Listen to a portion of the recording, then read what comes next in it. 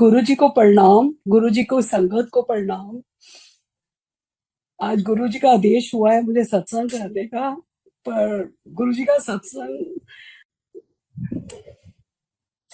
गुरु जी का सत्संग सुनाना मेरे लिए बहुत बहुत बहुत मुश्किल है, क्योंकि मैं उनकी महिमा का गुणगान किस तरह करूं जो मेरे पास वर्ड्स ही नहीं है। क्योंकि मैं गुरु जी को महाशिव, महाकाल क्या कह सकते हैं, गुरु जी उससे भी कहीं ऊपर है। कि उनकी कृपा का बखान कैसे करूं, वो वर्ड्स मेरे पास बहुत कम है। हर पल हर घड़ी उन्होंने कृपा करी है, हर एक सांस हर एक श्वास गुरु जी की है दी हुई। मैं जब गुरु जी के पास गई, मैं बहुत फ्रस्ट्रेशन, बहुत परेशानी, बहुत उलझनों में गुरु जी के पास गई थी। हर तरह से परेशान, हर तरह से जीवन ऐसा था जैसे जीवन का एंड पॉइंट हो जाता है, जिसमें सब जो सिर्फ हाथ टंगने बाकी होते हैं और कुछ भी नहीं। ऐसी पोजीशन में मैं गुरु जी के पास गई, तो मेरे मेरे चेहरे पर हंसी भी नहीं थी बिल्कुल भी। सब कहते थे ये मुस्कुराता चेहरा सबको बहुत पसंद था, पर ऐसी जीवन में परेशानियां थी कि जिसके कारण मेरी मुस्कुराहट चली गई। मैं इतनी परेशान रहती थी, सब कहते थे हंस के दिखाओ, तो मेरी हंसी नहीं निकलती थी। तो उस वक्त महाराज ने मेरे को अपने पास बुलाया। जब मैं गई तो मैं इतनी वहमों में, इतना पंडित जोशी, सारा दिन मैं पूजा पाठ में लगी रहती थी। सुबह भूखा प्यासा रहना, 1 बजे तक पूजा पाठ करनी। उसके बाद 18 साल से एक वीरवार का व्रत था जो मैं रेगुलर रख रही थी। मुझे भगवान से इतना डर लगता था, अगर मैं ये व्रत नहीं रखूंगी तो पता नहीं भगवान मेरा क्या करेगा। हर वक्त भगवान का डर और परेशानी दोनों चीजें चल रही थी। तो जिस दिन मुझे गुरु जी के पास आदेश हुआ आने का, किसी ने कहा कि आप एम्पायर स्टेट में जाओ, वहां से वो लोग खुश रहते थे, मैं चाहती थी खुशियां मिले। मैं उन लोगों को देखती थी, मैं कहती जैसे वो लोग खुश रहते हैं हम भी खुश रहेंगे। हमें मंदिर जाना, तो मेरे हस्बैंड कहते ऐसा कुछ नहीं हो सकता, वो ऐसे ही पंडित, ऐसे ये पंडित जोशी हैं, तो इन चक्करों में मत पड़। पर मैंने कहा मैंने वहां जाना है, मैंने खुश रहना है। वहां पर सब नाचते हैं, गाते हैं, खुश रहते हैं। तो इसी कारण से हमारा फिक्स हुआ कि हम लोगों ने थर्सडे मंदिर जाना है। तो मेरी सिस्टर का कॉल आया कि दीदी आपका तो व्रत होता है कि 18 साल से मेरा रेगुलर थर्सडे का व्रत था, जो मैं एक सेकंड भी कभी छोड़ती नहीं थी, सिर्फ इस डर से कि भगवान कहीं नाराज ना हो जाए। और महाराज ने मुझे बुलाया थर्सडे के दिन, वीरवार के दिन। एम्पायर स्टेट में मैं गई, उन्होंने बोला कि आपने वहां कुछ बोलना नहीं है, जाके महाराज को मत्था टेकना है और बैठ जाना है, वो सब कुछ जानते हैं। ये मुझे नहीं पता था कि गुरु कैसे होते हैं, वो क्या होते हैं, और गुरु की क्या लीला होती है। मेरे को तो बस इसलिए गई थी कि मैं देखना चाहती थी वहां खुश रहना है, मुझे कैसे रहना है। मैं वहां गई, गुरु जी वहां अपने आसन पर नहीं बैठे थे, माथा टेका और वहां जाके मैं बैठ गई। मैंने कहा मैं व्रत है, मैं कुछ खाऊंगी नहीं, चुपचाप वहां बैठ के उनको, गुरु को देख के, गुरु की क्या कृपा है उनको देख के आ जाऊंगी। मैं जब महाराज अपने रूम में से निकले, छम छम करते हुए जो ऑरा, जो रूप, वो आज तक मेरी नजरों के आगे है। वो वर्ड्स नहीं है, बयान नहीं कर सकती गुरु जी के ऑरे को। महाराज आके अपने गद्दी पे बैठे, और थोड़ी देर में वहां लंगर आया, लंगर प्रसाद में ब्लैंक हो गई। ये भगवान ही कर सकता है, कौन कर सकता है, भगवानों का भगवान। मैं ब्लैंक हो गई कि जो मैं 18.5 से वहमी इंसान, जो कभी अन्न छूता नहीं है, और आज मैं बैठ के आराम से वहां लंगर कर रही हूँ। लंगर करके मैं घर गई। महाराज की इतनी मेहर, पहले दिन ही महाराज ने बुला के बात करी। तो मेरे हस्बैंड से पूछा क्या करते हो, इन्होंने कहा शेरा दा काम करते। गुरु जी कहते की पुट्ठा खब्बा काम करदा है, कोई काम है। मैं कहा गुरु जी आप बताओ। कहते अच्छा दसांगी। वेरी फर्स्ट डे गुरु जी महाराज ने हमसे बात करी। उसके बाद ऐसी जिंदगी चलती रही। और महाराज के पास जब गई, मैं डेली की 4 एल्पेक्स की टैबलेट खाती थी। इतने डिप्रेशन में थी कि मैं डेली एल्पेक्स की 4 टैबलेट खाती थी। और वो महाराज का जिस दिन वो लंगर खाया, उस दिन से वो मैंने दवाई कभी टच नहीं की आज तक, महाराज की कृपा से। उसके बाद ऐसे ही हम जिंदगी चलती रही, फ्रस्ट्रेशन, परेशानियां, उलझने जीवन में चलती रही। उसके बाद महाराज के पास गए, तो अंकल का ऐसा शेयर मार्केट में इतना जबरदस्त नुकसान हुआ, मेरे को प्रॉब्लम शुरू हो गई। तब गुरुजी चोला छोड़ चुके थे। मैंने कहा मैं रंगोली पे अपना हम सफाई करके, मैं मतलब गुरु जी के पास आपको हाथ धोने की सफा ऐसी जरूरत, मन साफ होना सबसे इंपॉर्टेंट है। मैंने वही पोछा रंगोली पे रखा, और जाके मैं, टाइम बंद होने का आ गया था मंदिर, हॉल बंद करने का दरबार, तो मैं वही पोछा रखा और मैं महाराज की गद्दी के पास जाके बैठ गई।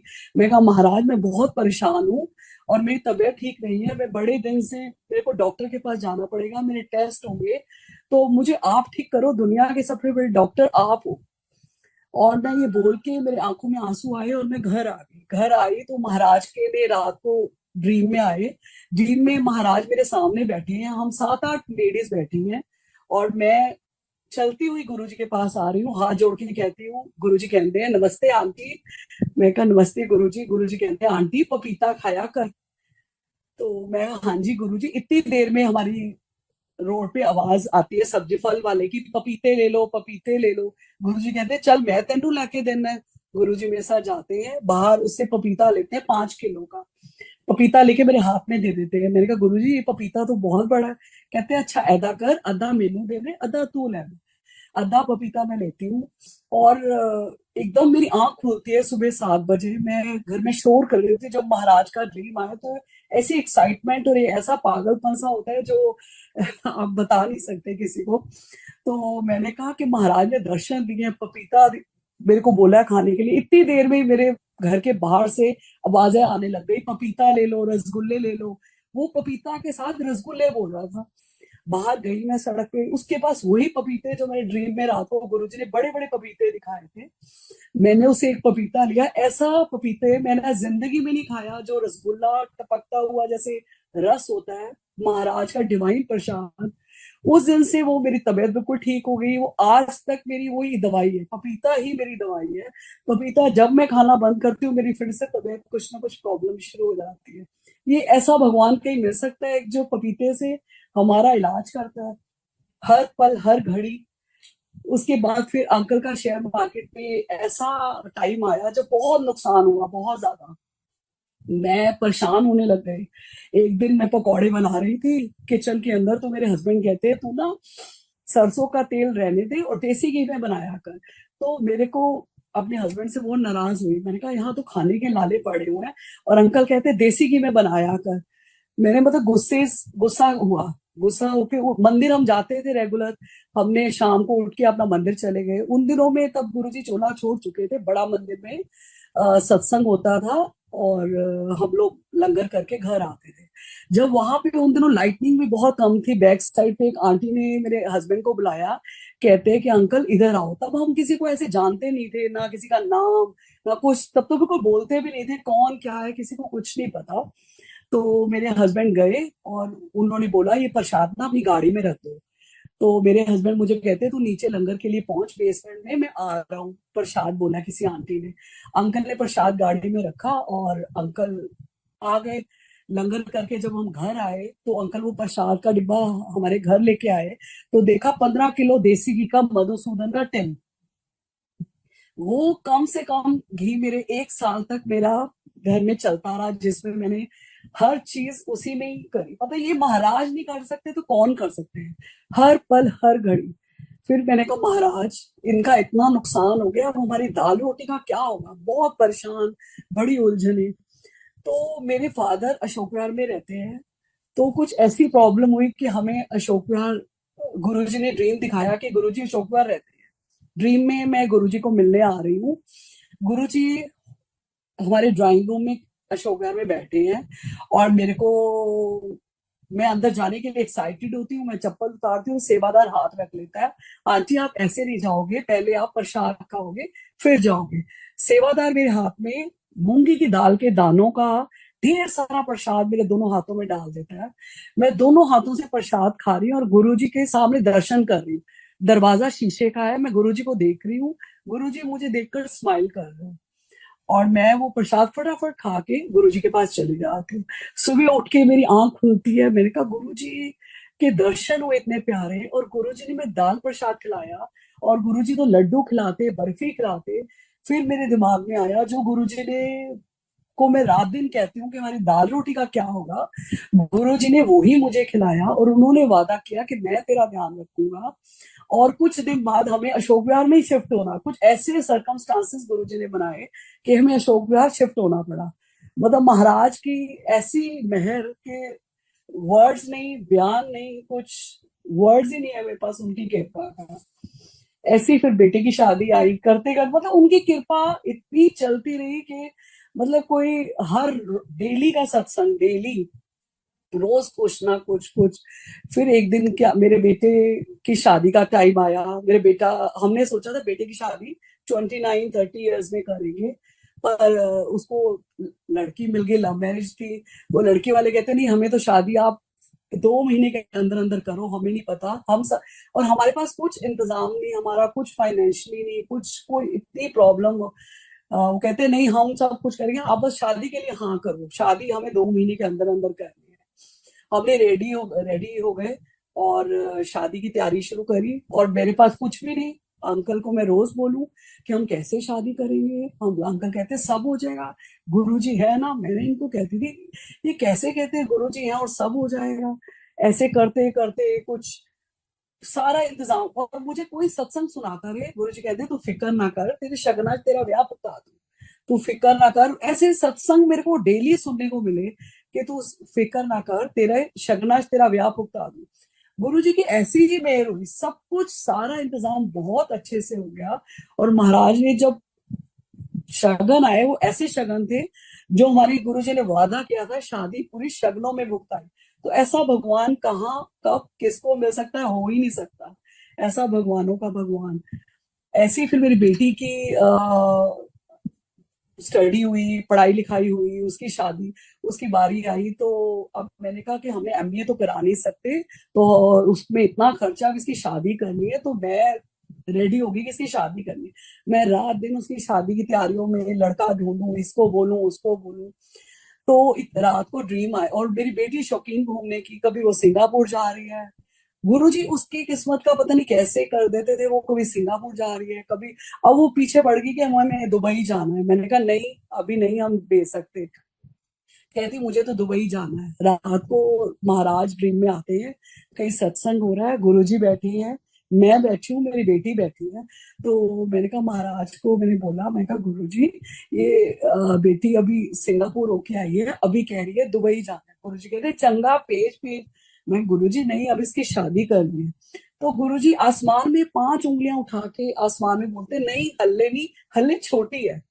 मैं कहा गुरुजी, मैं चुप कर गई। और ड्रीम बहुत, और भी बहुत कुछ था, और ड्रीम खत्म हो गया। मैं रात के 4-5 बजे की बात है, मैं बेटी के पास गई और मैं बहुत रोई। मैं कहा, बेटी गुरुजी ने ड्रीम में आए और उन्होंने बोला शादी हले नहीं करनी, हले छोटी है, नु दुबई भेज।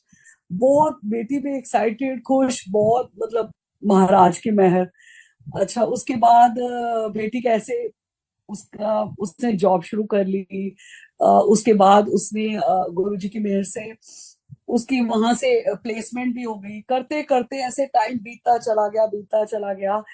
5 साल बीत गया। मैंने कहा अब बेटी की शादी का टाइम आ गया। मैंने कहा गुरुजी, मुझे वो तो नजर नहीं आ रहा।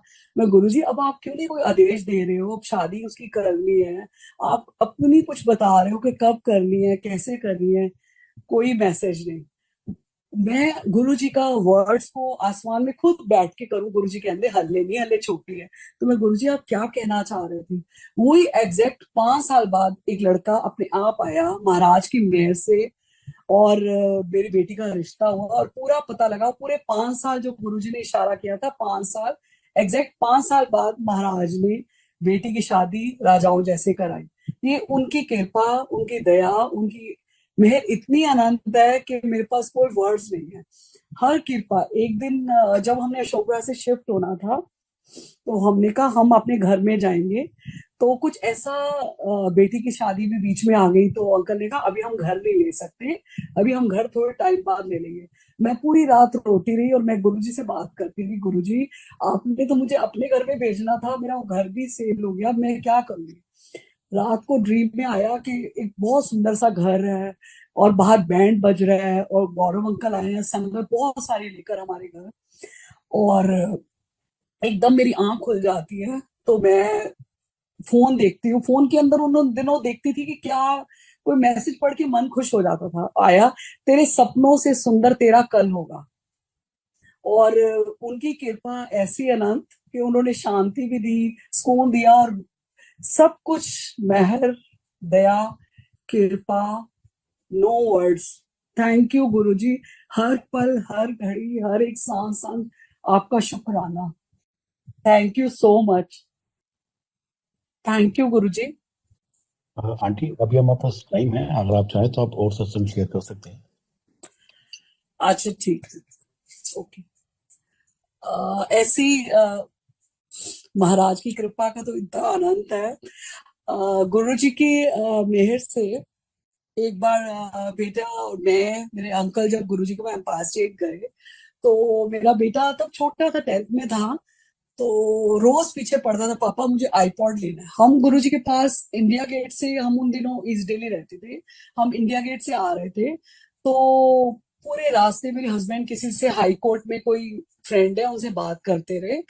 उसने कहीं पालिका से कुछ खरीदा था, मेरे बेटे के दिलो दिमाग में आईपॉड। और वो कहते हैं, पापा आप चाचा से बात कर रहे थे, उन्होंने आईपॉड लिया है। तो अंकल ने, सूद अंकल ने मेरे बेटे के सिर पे एक हल्का सा लगाया, कहते तेरे को तो तेरे दिमाग में आईपॉड घुस गया है, अभी मुझको नहीं लेना है, मेरे पास इतना फाइनेंशियली नहीं है कि अभी मैं तेरा 20,000 का आईपॉड लेके रखूं। हम महाराज के पास एम्पायर स्टेट पहुंचे। सूद अंकल, मेरा बेटा और मैं, हम लाइन में लगे हुए थे। जैसे ही अंकल ने माथा टेका, मेरे बेटे की तरफ देख के, गुरुजी एम्पायर स्टेट में खड़े हुए थे सैटी के साथ, कहते की होया मेरे आईपॉड दा। कोई गुरुजी के साथ खड़ा था, मुझे नहीं मालूम, और गुरुजी हमारी तरफ इशारे कर करके बार बार आईपॉड का हमें रियलाइज कराई जा रहे हैं कि बेटे ने आईपॉड बोला है, मैं सब जानता हूँ। कह रहे की होया आईपॉड दा, मेरे आईपॉड ऐदा गाने पार दे, मेरे आईपॉड ऐदा कर दे। मेरे आंखों से आंसू टप टप, मेरे बेटे की आंखों से आंसू टप टप। उसी वक्त मेरे अंकल ने वादा किया, गुरुजी मैं घर जाते इसको सबसे पहले आईपॉड लेके दूंगा। उन दिनों हमें इजाजत ऊपर बैठने की थी, मैं ऊपर के फ्लोर में जाके बैठ गए। और अंकल ने मुझे बोला कि मैं अब घर जाते ही इसको आईपॉड लेके दूंगा। अंकल अपने फ्रेंड के पास गए। उन दिनों क्या होता था, कोई बाहर सिंगापुर जाता था और सामान लेके आता था, इस तरह का इलेक्ट्रॉनिक चीजें आती थी। तो वो अंकल को, अंकल 10,000 रुपए दिया है, मेरे बेटे को आईपॉड लाके दो। उन दिनों 17,000 का आईपॉड था। वो अंकल 5-6 दिन बाद सिंगापुर से वापस आए और आईपॉड लेके आए, और कहते हैं कि ये आईपॉड पता नहीं 10,000 का कैसे मिला है, मैं तो खुद हैरान हूँ। कहते हैं बिल्कुल ठीक आईपॉड है और नई, नया बिल्कुल, 10,400 का तुम्हें कैसे मिला। तो ये सब गुरु जी की मेहर है। आज भी मेरे बेटे ने उसको संभाल के रखा। और मेरा बेटा आईपॉड पे मास्टर आईफोन, कोई ऐसा नहीं है जो महाराज ने उसको नहीं लेके दिया हो। ये उनकी कृपा ही है, जो हम सब उनकी मेहर, उनकी कृपा की मौज ले रहे हैं। थैंक यू गुरुजी। हर पल, हर घड़ी शुक्राना आपका, हर एक सांस से शुक्राना, हर एक श्वास से शुक्राना। आपकी महिमा, मैं जब महाराज की महिमा सुनाती हूँ, वो वर्ड्स ही नहीं होते, मैं पता नहीं, जो भी है गुरुजी मुझे माफ करना, मेरे से अगर गलती कोई हुई हो तो। Thank you so much Guruji.